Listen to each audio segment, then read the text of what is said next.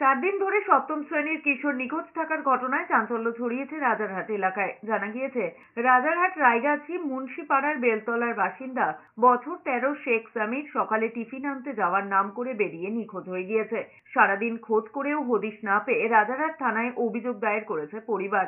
কিন্তু পরিবারের অভিযোগ, 4 দিন ধরে ছেলেকে খোঁজার জন্য যথাযথ উদ্যোগ নেওয়া হচ্ছে না। জানা গিয়েছে, স্থানীয় যুবক তাজউদ্দিনের সঙ্গেই ওই কিশোরকে দেখা গিয়েছিল। তারপরেই স্থানীয়রা তাজউদ্দিন এবং তার এক আত্মীয়কে মারধর করে। জানতে পেরে ঘটনাস্থলে গিয়ে দুই ব্যক্তিকে উদ্ধার করেছে পুলিশ। পরিবারের অভিযোগ, তাজউদ্দিন এই কাজ করেছে। 18ই নভেম্বর কিশোরের মায়ের কাছ থেকে তাজউদ্দিন 1000 টাকা ধার চাইতে এসেছিল, কিন্তু সামিরের মা তাকে সেই টাকা দেননি।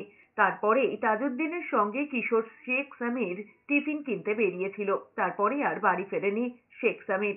পরিবারের সন্দেহ যে টাকা ধার না দেওয়ায় তাজউদ্দিন এই কাজ করেছে। কিশোরের খোঁজ পেতে তাজউদ্দিনকে জিজ্ঞাসাবাদ করে তদন্ত শুরু করেছে পুলিশ। ঘটনা হচ্ছে কি, 18 তারিখে বাচ্চাটা চলে যায় স্কুলে পড়তে, গেছি হাই স্কুলে।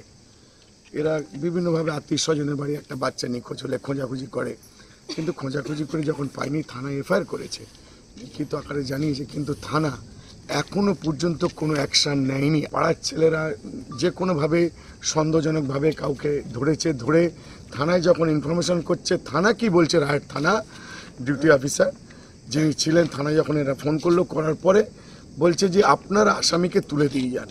এটা কি প্রশাসনের আইনের মধ্যে পড়ে? কোনো আইন সংবিধানের মধ্যে পড়ে?